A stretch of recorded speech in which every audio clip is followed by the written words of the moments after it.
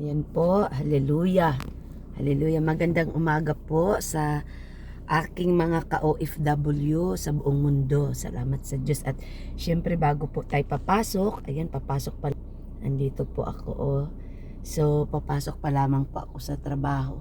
Pero po, kailangan po natin magpanalanginan sa bawat isa't isa. Kaya po atin po itong itong ating hinaing ko, ipanalangin mo. Ayan po, akin pong mga ka-OFW na yung iba po ay nahihirapan, yung iba po ay marami pong mga kagulumihanan sa kanilang mga buhay. Alam mo, alam niyo po, naniniwala ako na kahit tayo man, kayo, makikita ninyo, marami din kayong mga alam, 'di ba, na mga ka-OFW natin na sila po ay yung iba ay nawalan ng pag-asa, 'di ba? Yung iba po ay naka-experience po na yung iba trabaho ng trabaho tapos wala pong sahod. Sa bagay po ito po nangyari lalo na noong noong pandemic, 'di ba? Noong pandemic mo kasi talaga ang dami-dami po na nasasara ng mga kumpanya, at kaya sa sobra po ng alam mo, pagbagsak ng ekonomiya, hindi lamang po dito sa kung saan man ako, kung hindi sa buong mundo po, even po dyan sa Pilipinas, nakaranas po tayo ng pagbagsak ng ekonomiya. Kaya po mayroon po tayong kapatiran, sabi niya nagkaroon sila daw ng seminar, no? At ito po ay kanila pong itinataguyod gawa ng according daw po sa pag-aaral, mga 1/4 po ang nagkaroon sila ng mentally illness. Well, talaga namang nariyan po yan, lalo na kung tayo naman ay walang sinasandalan na Diyos, kung tayo po ay umaasa lamang sa sarili nating karunungan at kakayanan, umaasa po sa, alam mo, sa mga bagay-bagay na nakikita natin. So hindi po natin yan maialis na malimit po talaga ay bumababa po ang kanila pong alam mo, yung pag-asa, no? Kaya po napaka-importante sa lahat, mga kapatid, ito po ang ating programa na atin pong tinatawag ito na hinaing ko, ipanalangin mo. Kasi po dito po sa mga OFW, kahit po ikaw ay nasa bahay lang sa mga oras na ito, or kung ikaw man ay madadapuan o makikita mo ang video po na ito, no? Kahit po tapos na ang video na ito, ay naniniwala po tayo na ang ating pong mga panalangin ay sa Diyos po natin itong buhay inilalapit, at ito pong Diyos na ito ay all-knowing po siya. Kaya po even na ikaw lang mag-isa, papasok ka sa kwarto mo, no? At pag anytime na mapanood mo ito, then manalangin po sabay-sabay, kasi maayos man po siguro ang ating kinalalagyan ngayon, pero po marami pong mga atin pong mga ka-OFW na sadlak po, no? Hindi din naman yung iba po, kasi hindi man nila sinasadya na masasadlak sila sa ganoon, pero po pakatandaan po natin na lalo na kung mag-iisa lang siya, no, na lumalaban sa kanya pong mga suliranin. Minsan po may mga OFW na kinikimkim na lamang nila ang mga kapighatian, mga kalungkutan. Ayaw nila i-share doon sa kanilang mga mahal sa buhay sa Pilipinas, kasi ayaw na din nila na mabahagian ito.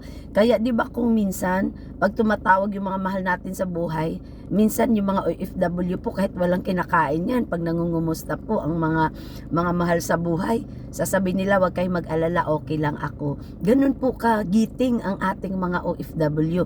Minsan naman po, kahit wala na po yan halos kinakain, pag nangihingi po ang mga pamilya sa Pilipinas, nakikita natin na kahit ako na lang yung kanilang makain, basta po inuuna po nila ang kanilang mga mahal sa buhay, masaya na po sila sa ganoon.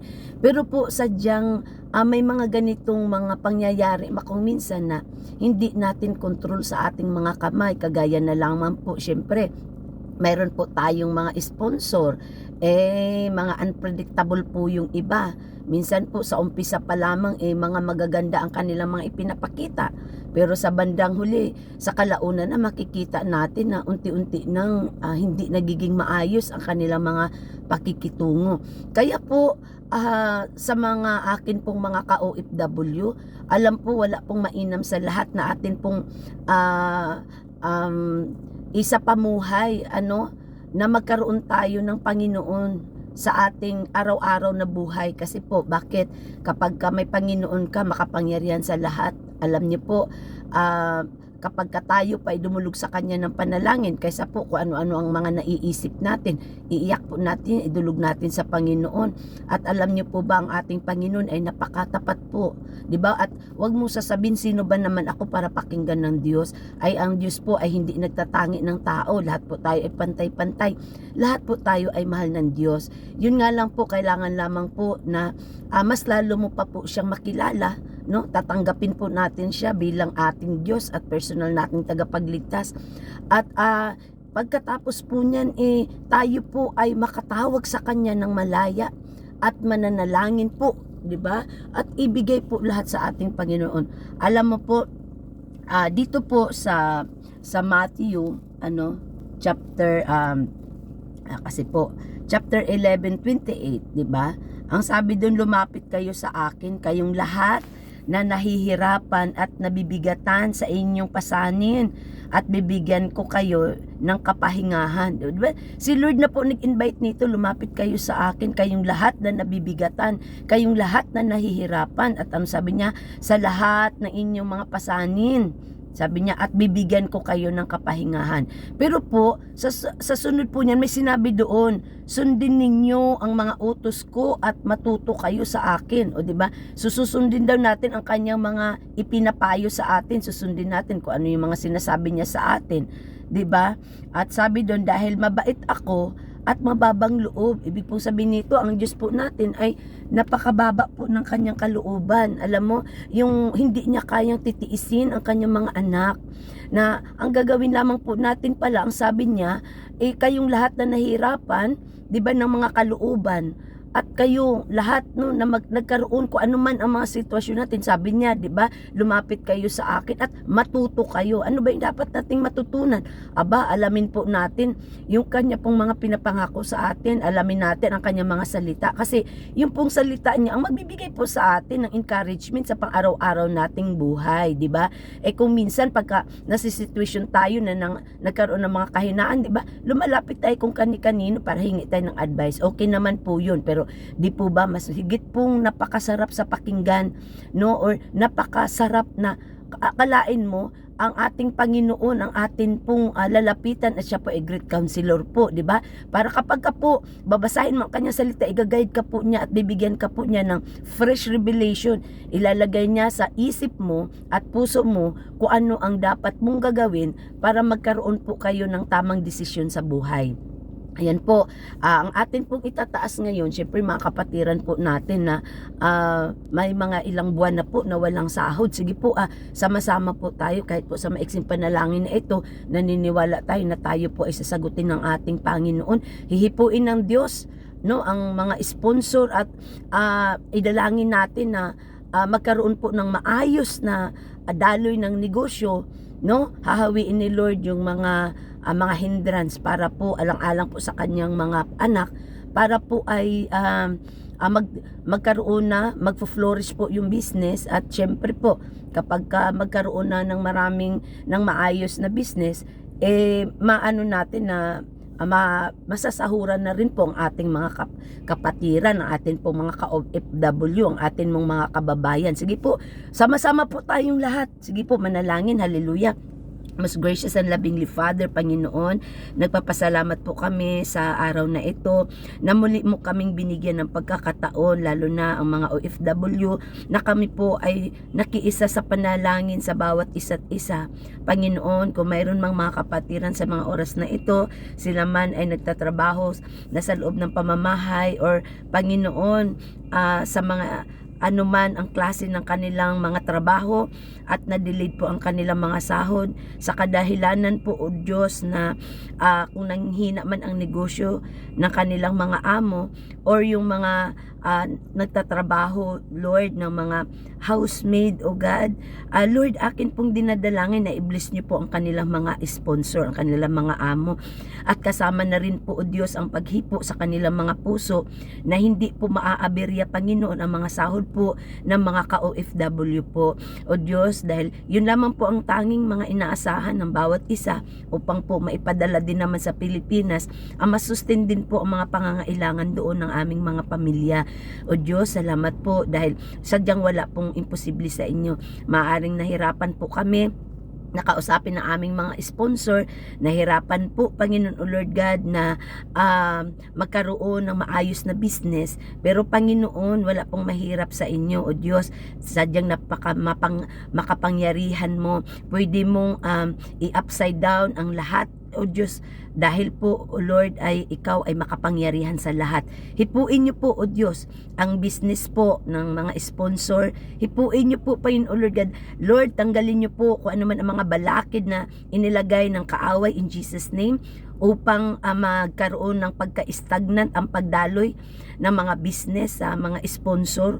Kaya ginamit po yan ng kaaway upang mahadlangan o madili-dili ang mga sahod at para po pahihinain ang kalooban ng mga OFW.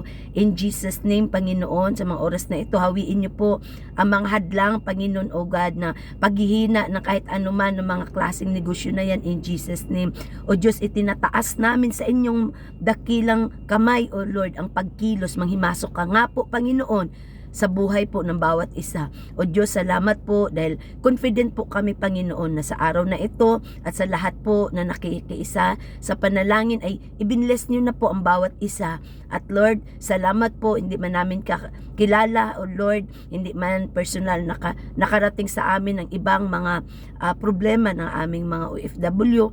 Pero Lord God, itinataas po namin ngayon, O Lord, ang kanilang mga sahod. May nananalangin ng increment din, Lord. Salamat po dahil alam ko manghihimasok ka. Nananalangin, Lord, na masahuran na sila. In Jesus' name, ibibigay niyo po iyon, Panginoon. Salamat, O Diyos. At Lord, palagi naming panghahawakan na sinasabi mo na ang amin pong mga panalangin, the prayer of the righteous is ordained by God. Salamat, Lord. Hindi, Lord God, sa kabutihang taglay namin, kung hindi, Panginoon, sa kabutihan ng aming Panginoong Hesus na Kanya pong ibinihi sa amin. Salamat, O Diyos, at I cover this prayer, O God, with your most precious blood, at pagpalain niyo po ang lahat ng mga OFW, Panginoon, O God, saang dako man sa mundo. Salamat, O Diyos, at nawa ang mga panalangin na ito, ang lahat ng mga OFW ay magkaroon po, Panginoon, O God, ng masigasig, Panginoon, O God, magkaroon po, Lord, ng panibago at iba yung kalakasan, O Diyos, sa araw na ito. Salamat, O Lord, at God, naniniwala ako na ipinadala nyo na po inyong mga hukbo, no, sa mga ka-OFW sa bawat isa, at sila po ay inyo pong gabayan. Salamat, O Diyos, and once again, God, cover us with your most precious blood. In Jesus' name we pray. Amen, amen, and amen. Ayan, sige po mga ka-OFW, at magandang isang mapagpalang kaarawan po sa atin pong lahat, at wag po tayong mawalan ng pag-asa, no, as long na tayo ay naniniwala na may Diyos, kakapit po tayo sa Kanya, alam mo, mayroon pong pag-asa, no. Salamat po, and God bless po sa ating lahat. God bless po.